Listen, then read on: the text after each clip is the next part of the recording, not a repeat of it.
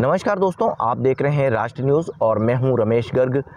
Animals को बचाने के लिए इस मानसून में सांपों की उनको कंप्लेंट सबसे ज़्यादा मिलती है, तो ऐसे में वन्य जीवों के लिए तो उनकी मुहिम है ही है, लेकिन सांपों के लिए उनका इस मानसून को लेकर क्या अभियान है, शॉर्ट में ही हम जानते हैं। चमन जी आइए। नमस्कार रमेश जी।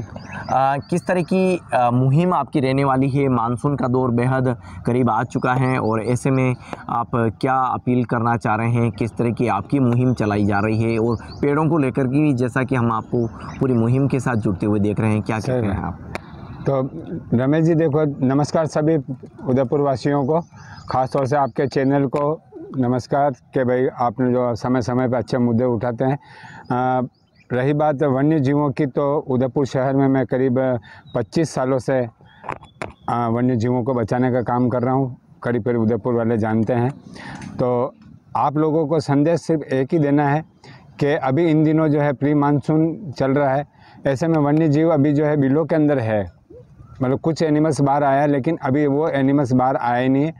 तो जैसे ही मानसून की बारिश होगी और मुश्किल से एक आध दिन में अपने मानसून की बारिश हो जाएगी, तो उस समय जो वन्य जीव बिलों में से बाहर निकलेगा, तो उस समय सबसे ज़्यादा गुस्सेल होता है। वो टेम्परेचर बहुत हाई होता है, क्योंकि वो ब्लड कोल्ड ब्लडेड है, तो एकदम गर्मी बर्दाश्त नहीं कर पाता है। तो सबसे ज़्यादा जो स्नैक बाइट के केस आते हैं भारत में, वो आपके जुलाई महीने में आते हैं, क्योंकि जुलाई में जैसे बारिश होगी और बारिश से ये बाहर निकलेंगे, तो उस समय सबसे ज़्यादा सावधानी रखने की ज़रूरत है। कि जब मैंने काम चालू नहीं किया था, उस समय भारत में मात्र 3-4 महीने में 50,000 से ज़्यादा लोग स्नैक बाइट की वजह से मारे जाते थे। लेकिन काफ़ी समय से प्राइवेट NGOs ने ये जिम्मेदारी अपने ऊपर ली है, तो उसमें मरने की वालों की संख्या जो है वो करीब हमने बंद ही हो गई। और अभी भी लोग मरते हैं, लेकिन वो लापरवाही की वजह से मरते हैं। तो अपनों को ये है कि अगर घर में अगर कोई भी वन्य जीव आ जाए, तो उसके बाद की बात है कि अगर कोई वन्य जीव अगर घर के अंदर आ गया, तो आपको क्या सावधानी रखनी है। आप एक तो उसके मारने के बारे में बिल्कुल भूल जाएं, क्योंकि ज़्यादातर लोग क्या करते हैं, अंधविश्वास में इसलिए जानवर को मार देते हैं कि उनका ये सोचना है कि ये 1000 साल की उम्र होती है इसकी, और हमारे घर में अगर आ गया और ये रेंग के चलेगा, तो ये लोग जो है जाने अनजाने में उन जानवरों को मारते हैं कि इसकी मुक्ति हो जाएगी। लेकिन मुक्ति देने वाले हम लोग कौन होते हैं? हम लोग किसी जानवर को पैदा नहीं कर सकते, तो हम लोग मुक्ति भी अपन नहीं दे सकते हैं। और सांप इसलिए हमारे घरों में आएगा भी कि सबसे पहले जो चूहों को अपन एक मिशन दिया था कि मानसून से पहले चूहों ने अपना काम किया है, बिल खोदे हैं उन्होंने। करीब एक चूहे ने 35 से 40 बिल खोद के इंसानों को आने वाले प्री मानसून से या मानसून के बाद की जो ज़मीन में पानी जाएगा, उसके लिए वन्य जीवों ने अपना काम कर लिया। क्या? ताकि जुलाई के बाद जो बरसात आएगी, अगर ये चूहे अगर बिल नहीं खोदेंगे, तो आपका वाटर हार्वेस्टिंग नहीं हो पाएगा। तो वाटर हार्वेस्टिंग चूहों ने कर दिया। अब रही बात चूहों की, तो उनको वापस लिमिट मात्रा में रखना है अपन को। सपोज करें उदयपुर के लिए अगर मान लो 5000 चूहों की अपन को ज़रूरत थी, तो अभी ब्रीडिंग होने के बाद वो संख्या हो गई 20,000। तो अब अपन को बरसात के समय वापस 15,000 चूहों को अपन को वापस रोकना है। अगर वो 15,000 जो चूहे नहीं रुके, तो अपने सीधा इंसानों की खाद्य सामग्री पे डाका पड़ेगा, और आने वाला समय जो है वो काल घोषित हो जाएगा कि अनाज बहुत ज़्यादा महंगा हो जाएगा। तो अनाज ज़्यादा महंगा ना हो जाए, या लोगों तक अनाज अगर पहुंचता रहे, तो उसके लिए यही होगा कि वन्य जीव अगर कोई भी घर में सांप या कोई जानवर घुसता है, तो उसको घुसने दें। आप उसको कहीं डिस्टर्ब न करें, क्योंकि वो चूहों के लिए घर में आया है, इंसानों को काटने के लिए नहीं आया है। लेकिन अगर फिर भी अगर आपने देख लिया, अगर आपके कमरे में कहीं आके बैठ गया है, तो आप एक बार सांप के सिर्फ सामने चले जाओ, सामने जाके उसको अपनी उपस्थिति दर्ज करा दो कि मैं यहाँ पे मौजूद हूँ। तो सांप जो है 2 मिनट बाद अपने आप निकल के चला जाएगा। आप ये नहीं सोचें कि आपकी आंखों के सामने कमरे से बाहर निकल जाए, ये कोई ज़रूरी नहीं है, क्योंकि वो आपसे शर्माता है।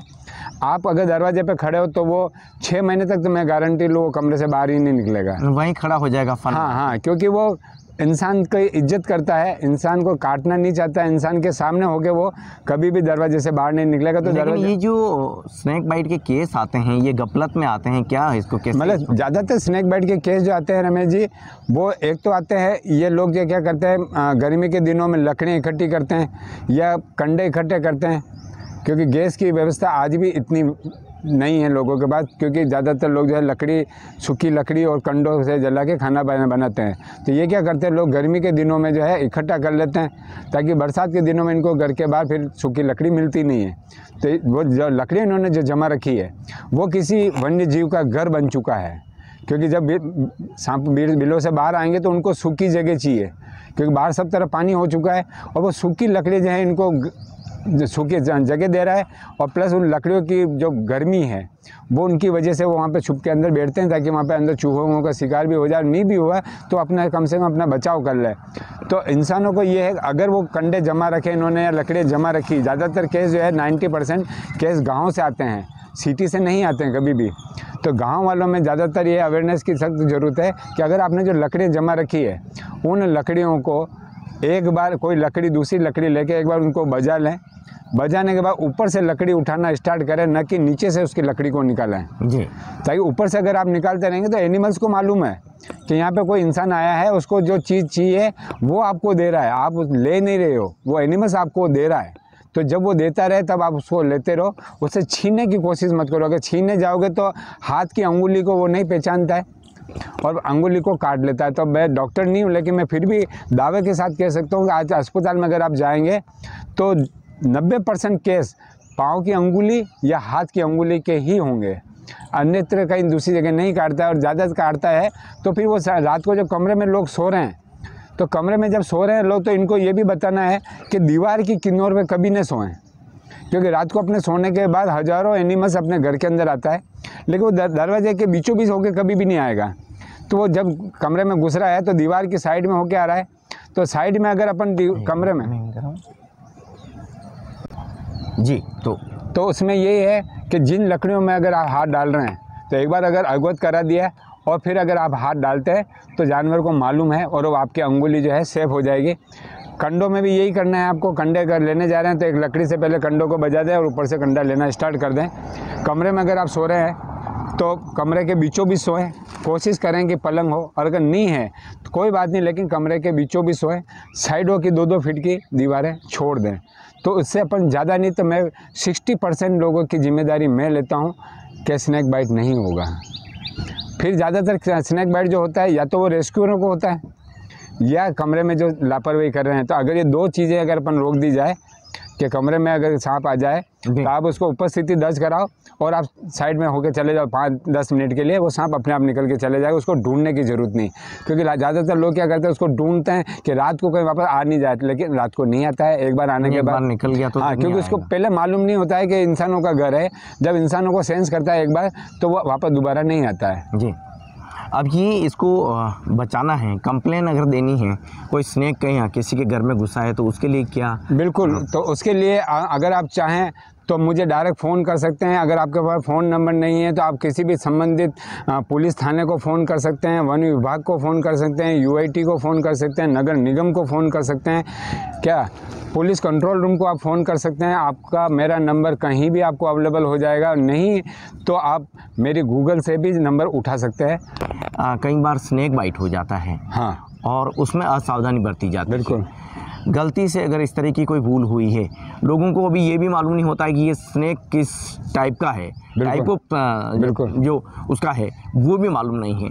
तो ऐसे में अभी हालांकि मेडिसिन है वो काफ़ी चेंज हो चुकी है, पहले एक अलग अलग टाइप का मेडिसिन बनाया जाता था। बिल्कुल। तो एक तो आप ये बता दें कि कैसे उसको अस्पताल पहुँचे, क्योंकि कई बार क्या है कि इंसान की जान खतरे में पड़ी। बिल्कुल, तो यही बात महत्वपूर्ण है कि अगर मान लो किसी को स्नैक बाइट हो जाए जी, तो सबसे पहला तो ये है, हाथ जोड़ से निवेदन है कि किसी भी मंदिर या देवरे के बारे में न सोचें, आप सीधा अस्पताल के बारे में सोचें। क्योंकि अगर अपना कहीं सड़क पे अगर एक्सीडेंट हो जाता है या घर के अंदर भी अगर अपन छत से कहीं गिर गए तो अपन सीधे अस्पताल जाते हैं, न कि किसी मंदिर या देवरे में। तो स्नैक बाइट को भी जो है आपको प्राथमिकता देनी पड़ेगी और आपको सीधा अस्पताल जाना है। और अस्पताल जाने से पहले आप छोटी छोटी सी जानकारी रखें कि व्यक्ति को, कोई भी एक व्यक्ति जो है वो अस्पताल लेके जाए और वो व्यक्ति जो है वो पॉजिटिव होना चाहिए। अगर वो नेगेटिव होगा तो वो रास्ते में ही उस आदमी को मरवाने में सार्थक करेगा। क्योंकि अंधविश्वास फैलाता है कि वो सांप जहरीला था, अभी तुम नहीं बचेगा, ऐसी किसी प्रकार की बात न करें और कोशिश करें कि उसको मोटरसाइकिल पे बैठा के ले जाए। क्योंकि अगर मान लो पाँव की अंगुली में उसने काटा है तो काफ़ी लोग कहते हैं साहब उसको बांध दो। मैं बांधने के लिए मना करता हूँ कि कभी भी किसी अंग को बांधना नहीं है। बांधने से क्या होता है कि अगर वो नीचे वाला जो अंग जो होता है अपना वो पैरालाइज हो जाता है, क्योंकि सांपों का विनम जो है उसको कम से कम 50 किलो वजन होना चाहिए अपना।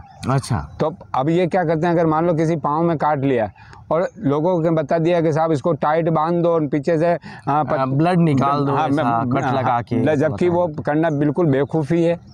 वो कभी नहीं करना चाहिए, क्योंकि उससे क्या होगा कि अगर आपने पाँव को अगर बांध दिया तो ब्लड जो है आपका बिल्कुल रुक जाएगा, और ब्लड जब रुक गया तो आपका पाँव जो है या हाथ जो भी है वो पैरालाइज हो जाएगा। और जब आप लेकिन ऐसा बताया जाता है कि वो ब्लड जो है वापस बॉडी में दूसरी जगह नहीं फैले, जेर है वो नहीं फैले। नहीं, उसको फैलाना पड़ेगा, क्योंकि अगर स्नेक बाइट, पहले तो स्नेक बाइट होना नहीं चाहिए, और अगर हो गया तो उसको ब्लड में जाने दो। लेकिन वो जब ब्लड में मिल रहा है उस समय अपनी जो है गाड़ी की रफ्तार है अस्पताल की तरफ होनी चाहिए, ताकि मान लो अब आधा घंटा लग गया आपको, या पौन घंटा लग गया, या घंटा भर भी लग गया, तो भी घंटे भर में भी आपको जो है गाड़ी आपके अस्पताल चल रही है। और इसके लक्षण जो आते हैं वो लक्षण कब आते हैं, जब पाँव की अंगुली में उसने काट लिया और उसको जब ब्रेन तक आएगा उसके बाद, तब तक तो आपको कुछ भी महसूस नहीं हो रहा है। ब्रेन में आने के बाद फिर आंखों में उतरेगा, फिर आंखों से मुंह में उतरेगा, फिर मुंह से उतर के पेट में उतरेगा, पेट के उतरने के बाद पाँव में उतरेगा, और तब जाके आपकी जो है बेहोशी जैसी हालत होगी। तो उसको कम से कम घंटा भर लग जाता है, और घंटे भर में अगर चाहे तो अपन 20-25 किलोमीटर गाड़ी आसानी से चलाई जा सकती है जी। तो उस मरीज़ को अगर पूरी प्राथमिकता देंगे, उसको अस्पताल ही ले जाना है। मैं दावा करता हूँ 100 में से 100 ही जने जिंदे रहेंगे, क्योंकि मेरा एक्सपीरियंस है। मैंने उदयपुर में हर साल करीब 5-15 साल से मैंने अवेयरनेस प्रोग्राम में लाया और इन लोगों को अस्पताल में लाने लगा। हर साल मैं 25 से 30 लोगों को घर पे सही सलामत भेज रहा हूँ जी। एक भी आदमी को मेरे कांटेक्ट होने के बाद मैंने अब तक मुझे याद नहीं आता कि किसी व्यक्ति की मृत्यु हो गई जी। तो देखिए, ये तो सांपों से किस तरह से बचना है और किस तरह से सांपों को बचाना है। सांप को मारना नहीं है, और गलती से अगर घर में सांप आ गया है उसको भी बचाने के लिए किस तरह से कंप्लेन करनी है और उसको रेस्क्यू करना है, ये आपने बताया। लेकिन अब एक मुहिम और आप पेड़ पौधों की चला रहे हैं, और उसमें इसमें एक और आएगा कि अगर आप हमको फ़ोन करते हैं कभी भी, तो हमें ज़्यादा नहीं, कम से कम 15 या 20 मिनट चाहिए। उन 15-20 मिनट में आप उस स्नेक पर निगाह रखें, या जो भी, ज़रूरी नहीं वो स्नेक ही हो, कोई भी वन्य जीव हो सकता है, उस पर आप निगाह रखें। और दूरी जो है ज़्यादा से ज़्यादा 3 या 4 फीट की दूरी बना लें। दूरी बनाने के बाद उसको शांतिपूर्वक देखते रहें। आप जब तक उसको देखते रहोगे तब तक एनिमल्स वहाँ से हिलेगा नहीं। अगर आप वहाँ से भाग गए तो एनिमल्स भी वहाँ से भाग जाता है, और फिर उसको ढूंढने में हमको 2-2 ढाई घंटे 3-3 घंटे लग जाते हैं। उस समय हमारे दूसरे रेस्क्यू जो होते हैं वो प्रभावित हो जाते हैं। तो अगर आप उस स्नेक पर अगर ध्यान दे रहे हैं कि एक पत्थर से दूसरे पत्थर में घुसा या दूसरे से तीसरे में गया है, तो आपकी अगर जानकारी में, तो हमको पकड़ने के लिए ज़्यादा समय नहीं लगता। मुश्किल से 1-8 मिनट में हम लोग रेस्क्यू कर लेते हैं, लेकिन उसको ढूंढने में हमको कई घंटे लग जाते हैं जी। तो ऐसा नहीं करना है। सांपों से डरना नहीं है, लेकिन नज़दीक भी नहीं जाना उनको, लेकिन उसको वॉच पूरी रखें आप जी। एक आता है शहर को सुंदर बनाओ। पर्यावरण का सुंदरता से कोई लेना देना नहीं, और सुंदरता से पर्यावरण का कोई लेना देना नहीं है जी। तो दो बात आती है। तो अपन ये कहेंगे, अगर आप पर्यावरण को बचाना है, इंसानों को बचाना है, जानवरों को बचाना है जी, तो आपको यहाँ के स्थानीय जो पेड़ है वो पेड़ को लगाना पड़ेगा। जैसा कि नीम हो गया, आम हो गया, पीपल हो गया, बरगद हो गया। इनसे क्या होगा, एक तो इंसानों को भी जड़ी बूटियाँ मिलेगी, इंसानों को भी फल मिलेगा, प्लस जानवरों को भी मिलेगा। तो जब तक इंसान और जानवर दोनों साथ नहीं होगा तब तक आपका पर्यावरण अधूरा है। खाली इंसान ही अगर बचेगा या खाली जानवर, फल और छायादार वृक्ष है वो लगाए जा सकते हैं, लेकिन आजकल एक ट्रेंड बन रहा है चमन जी, कोई पाम ट्री लगा रहा है। तभी मैं ये कह रहा हूँ कि देखो, अगर उदयपुर को अगर पर्यावरण से बनाना है तो आपको स्थानीय पेड़ लगाने पड़ेंगे, और पर्यावरण को अगर ख़त्म करना है तो आप पाम ट्री लगाएं, आर्टिफिशियल पेड़ खूब है, पेड़ लगाएं। अभी आयड में भी पाम ट्री लगाने की फिर बात चल गई। बिल्कुल, और वो 100% गलत निर्णय है, इसमें कोई दो राय नहीं। अभी भी वहाँ पे आयड की नदी के किनारे पे अगर यहाँ के स्थानीय पेड़ लगाए जाए, कम से कम ज़्यादा नहीं, हज़ारों आम के पेड़ लगा दिए जाए, कीकर के पेड़ लगा दिए जाए, ताकि बच्चे भी अगर वहाँ पे गार्डन में जाएंगे तो आम खाने को मिलेगा, कीकर खाने को मिलेगा, जामुन खाने को मिलेगा, और पक्षी भी वापस आ जाएंगे। तो एक रास्ता भी अपने पास और है आयर नदी को बचाने का। वैसे तो 100% वो ख़त्म हो चुकी है, लेकिन फिर भी अगर मान लो किन्नौर पे या ऊपर की जगह में अगर कहीं अगर जगह बची है और पर्यावरण का अगर ध्यान देना है तो पेड़ को आपको स्थानीय पेड़ लगाना मतलब आप ये कहना चाह रहे हैं कि आयड़ वैसे तो पूरी विनाश के ओर है, हो गई। अच्छा, हाँ, हो गई तो अब फिर भी आपकी जिद है तो हाँ, आप फल और छायादार पेड़ लगाओ, पाम ट्री मत लगाओ। अगर वहाँ पे चमन जी को आप सुने, मैं नहीं कह रहा हूँ चमन जी। बिल्कुल इसमें साफ कह रहा हूँ कि अगर आयर नदी का जिस तरह से विनाश हुआ है, उसको विनाश को अब रोकने के लिए अगर यहाँ के स्थानीय पेड़ अगर लगा दिए जाए, कम से कम ज़्यादा नहीं 5-15 हज़ार, 20 हज़ार, 25 हज़ार पेड़ लगाने पड़ेंगे, तब तो जाके वो आगे जाके रिजल्ट देगा। 8-10 साल में रिजल्ट दे देगा और ये आयर नदी अपनी जो है वापस गार्डन में विकसित हो जाएगा, लोगों का आना जाना भी हो जाएगा और पक्षियों का आना जाना भी हो जाएगा। अगर ये सिर्फ अगर यहाँ पे आर्टिफिशियल पेड़ या अगर पाम ट्री के अगर चक्कर में रहे तो एक भी पक्षी नहीं आएगा, सिर्फ इंसानों के अलावा वहाँ कुछ भी नहीं बचेगा, और उदयपुर एक दिन पर्यावरण से विमुक्त हो जाएगा। इस मानसून के दौर में आपसे भी यही अपील है कि एक पौधा ज़रूर आप लगाएं, छायादार हों, फल फूल जहाँ लगे ऐसा पौधा आपको लगाना चाहिए। और दूसरी बड़ी बात ये है कि आपको रेस्क्यू जो है एनिमल्स के लिए किस तरह से करवाना है, किस तरह से इन्फॉर्म करना है, ये भी बात हमने इस कंटेंट में बताई। एक नए कंटेंट के साथ फिर मुलाकात होगी, तब तक के लिए धन्यवाद।